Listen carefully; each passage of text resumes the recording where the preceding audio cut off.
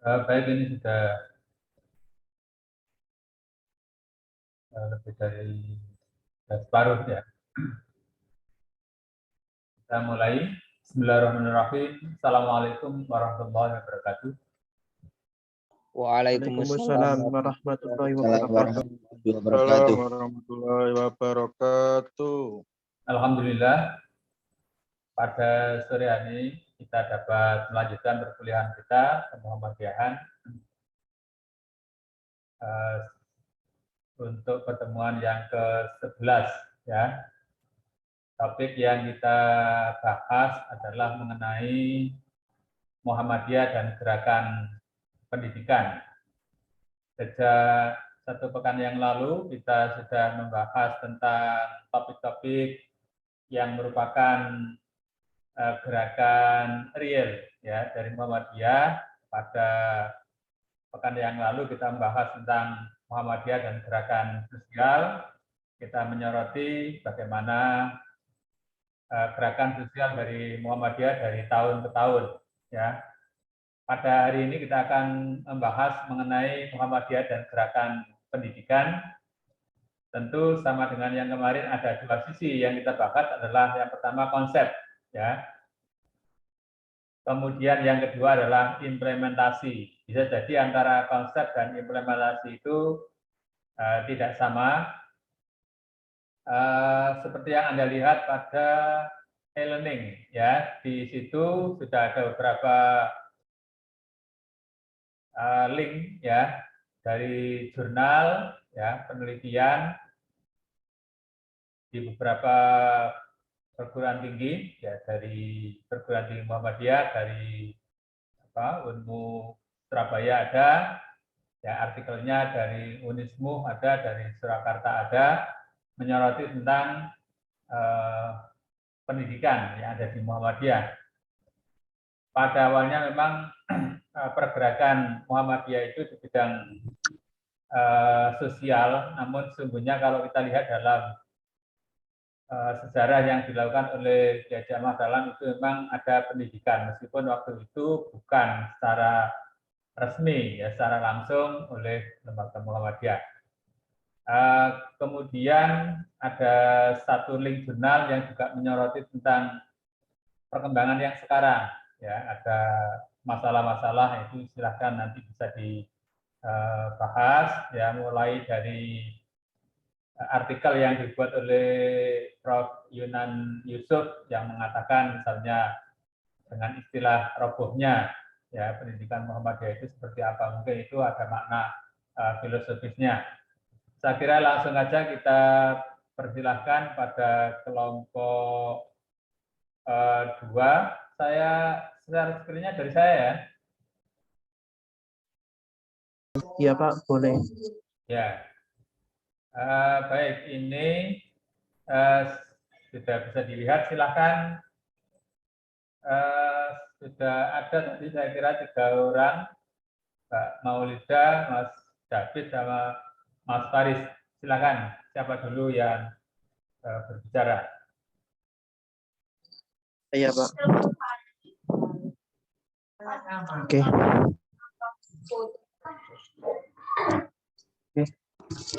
Bismillahirrahmanirrahim. Assalamualaikum warahmatullahi wabarakatuh. Waalaikumsalam warahmatullahi wabarakatuh.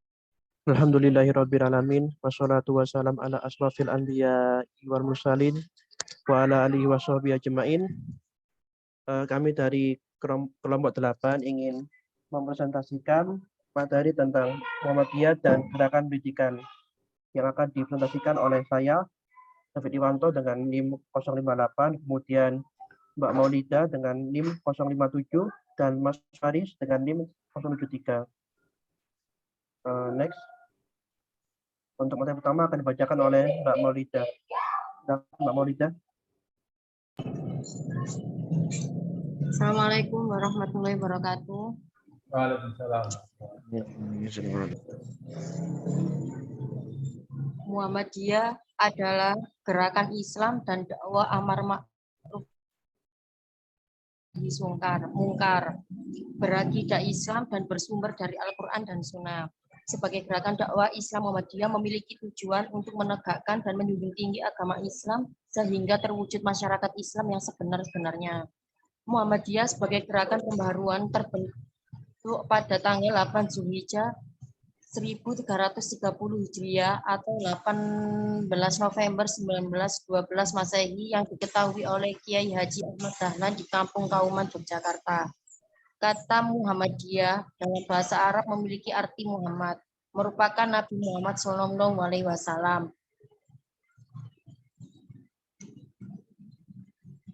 Gerakan pendidikan, pembaruan dalam pendidikan, salah satu gerakan pembaruan yang dilakukan oleh Kiai Haji Ahmad Dahlan selain dalam bidang pemahaman agama, tetapi juga pembaruan dalam bidang pendidikan. Karena pada zaman itu dunia pendidikan tidak begitu bagus dan kurang karena faktor banyaknya kemiskinan dari penjajahan kolonial Belanda. Awal pertama pendidikan. Pada awalnya Kiai Haji Ahmad Dahlan sendiri mengajar di Langgar Kidul yang merupakan tempat pembelajaran agama Islam yang merupakan peninggalan dari ayahnya setelah wafat yang bernama Kiai Haji Abu Bakar yang juga merupakan khotib di Masjid Gedha Kesultanan Yogyakarta. Selanjutnya akan dilanjutkan oleh Mas David. Bismillahirrahmanirrahim. Perubahan oleh Kiai Haji Ahmad Dahlan. Pada tahun 1903, Kiai Haji Ahmad Dahlan pergi haji ke Mekah untuk kedua kalinya. Setelah beliau pulang dari Mekah, Kiai Haji Ahmad Dahlan mengajar di sekolah yang didirikan oleh Belanda.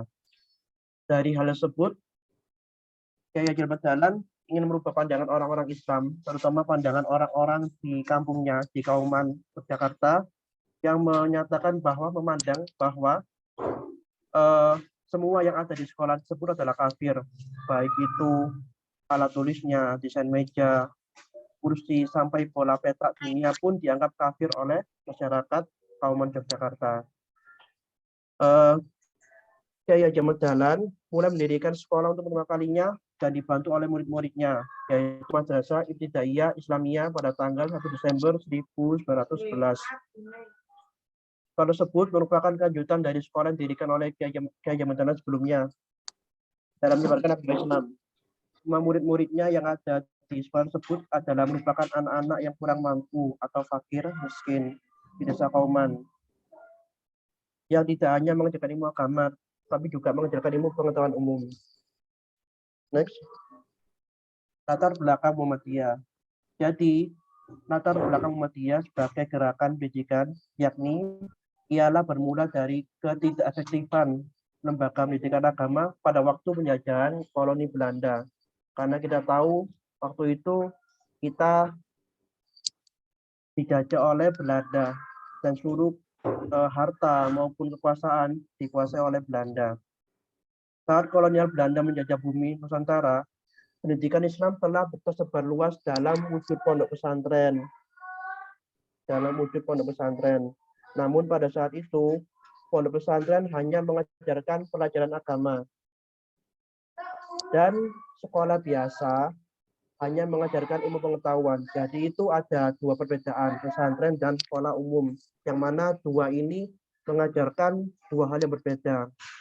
Dengan adanya gerakan pendidikan Muhammadiyah, ini diantaranya ilmu pengetahuan dan ilmu agama diajarkan secara bersama-sama. Next, ciri khas yang terdapat pada lembaga Muhammadiyah yang saat ini masih dipertahankan yaitu AIK atau Al-Islam dan Kemuhammadiyaan. Masukannya AIK di semua lembaga pendidikan formal yang dimiliki oleh Muhammadiyah, terdapat ilmu-ilmu yang agama dimasukkan ke dalam beberapa sekolah, yakni ilmu hadis, ilmu Al-Quran hadis, ilmu akidah Islam, ilmu akhlak, tahsinul Quran, fikih ibadah, dan munakhot, Kemuhammadiyaan, dan ilmu dakwah. Dari pandangan saya yang dulunya memang dasarnya bukan sekolah di Muhammadiyah, saya dulu sekolah di sekolah umum, melihat bahwa sekolah Muhammadiyah itu memang saya nilai itu maju. Apalagi saya pribadi dulu kan dalam pandangan saya yang non-muslim. Saya dulu non-muslim melihat sekolah Muhammadiyah itu kok maju banget gitu. Mampu bersaing dengan sekolah-sekolah umum negeri atau sekolah swasta lainnya. tidak kalah dengan peta dan lainnya. Berikut tipe pendidikan Muhammadiyah. Yang pertama, mu'alimat dan mu'alimin, seperti misalnya pondok pesantren. Yang kedua, madrasah, seperti misalnya madrasah ibtidaiyah, sanawiyah, dan aliyah. Yang ketiga, sekolah atau dinas, seperti misalnya TK, SD, SMP, SMA, universitas atau ST, dan politeknik atau akademik. Yang keempat, madrasah diniyah, seperti misalnya sekolah lembaga yang bersifat non formal. Selanjutnya akan dipresentasikan oleh Mas Faris. Pengaruh pendidikan Muhammadiyah. Yang pertama, membawa pembaruan dalam bentuk kelembagaan pendidikan dari semula sistem pesantren menjadi sistem sekolah. Yang kedua, memasukkan pelajaran umum kepada sekolah keagamaan atau madrasah. Yang ketiga, mengadakan pembaruan dalam metode pembelajaran dari weton dan sorogan menjadi lebih bervariasi. Pengaruh pendidikan Muhammadiyah. Yang keempat, menggambarkan hidup untuk lebih terbuka. Lembaga pendidikan Muhammadiyah mengajarkan murid-muridnya ilmu pengetahuan, di mana ilmu pengetahuan tersebut mengajarkan bahwa kita harus senantiasa terbuka terhadap pendapat-pendapat dan informasi yang baru. Yang kelima, mengembangkan lembaga pendidikan yang beragam, dari yang paling dasar hingga paling tinggi, dari sekolah-sekolah yang berbentuk sekolah agama hingga sekolah yang berbentuk sekolah umum.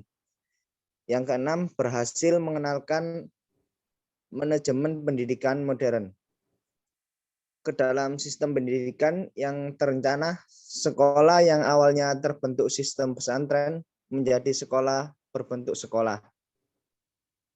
Yang awalnya tidak teratur atau tidak terencana, di mana dengan adanya pendidikan Muhammadiyah, beberapa sekolah dan madrasah mulai menerapkan manajemen pendidikan modern sehingga menjadi lebih terencana.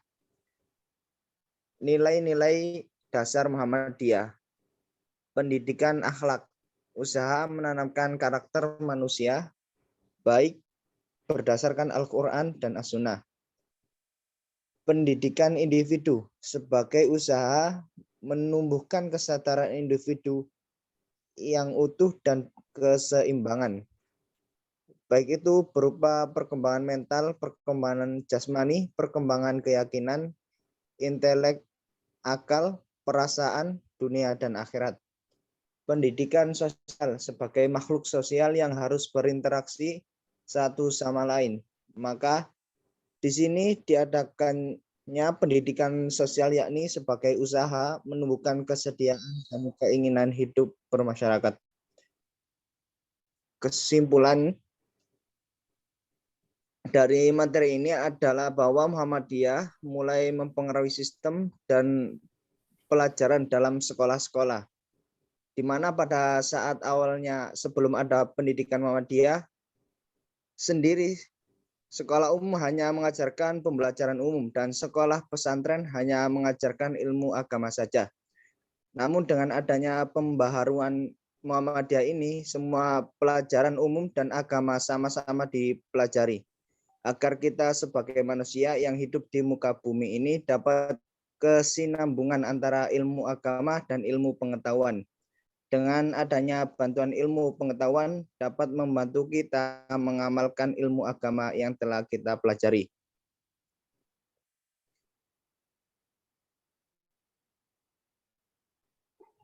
Sekian dari kelompok kami. Apabila ada salah kata atau banyak kurang, mohon maaf. Terima kasih. Wassalamualaikum warahmatullahi wabarakatuh.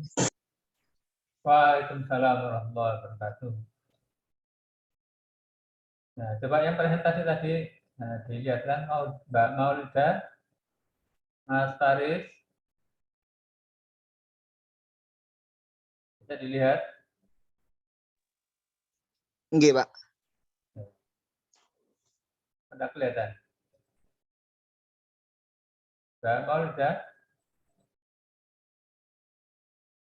Mas Farid? Iya, Pak. Ya.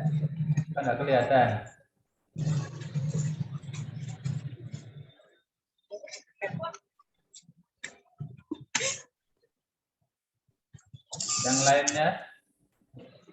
Yang lainnya silakan yang mau memperlihatkan. Baik ya, jadi ya saya screenshot dulu ya. Dan bisa dibuka Mas apa? Bisa. Amirul, Mbak Awina. Tidur ya Mbak Awina. Ahnaf, Amalia, Nur Badriya, Salman Aparisi, Hulam, Sabira, Saidum. 1.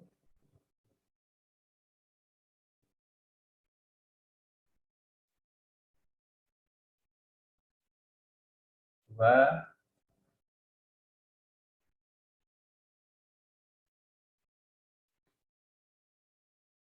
Mau tidak? Ya, 1, 2, 3. Ya, terima kasih atas presentasinya. Jangan lupa lanjut di e-learning untuk tanya jawab. Ya, ada banyak sebetulnya wacana-wacana. Kalau dulu itu awalnya itu biasanya adalah mengajar untuk anak-anak yatim, untuk fakir miskin, ya sekolah-sekolah yang masih murah dan sebagainya. Tapi sekarang mungkin sudah mahal, barangkali itu nanti juga bisa menjadi salah satu analisis ya mengapa kecenderungan itu terjadi dan bagaimana asal-usulnya seperti itu. Ya. Saya kira cukup sekian. Silakan dilanjutkan dengan tanya jawab. Terima kasih atas presentasi dari kelompok 8. Kita tutup dengan baca hamdalah. Alhamdulillah. Sekian, mohon maaf ya. Wabillahi taufiq wal hidayah. Wassalamualaikum warahmatullahi wabarakatuh. Waalaikumsalam. Waalaikumsalam. Terima kasih Pak. Pak. Ya, mari.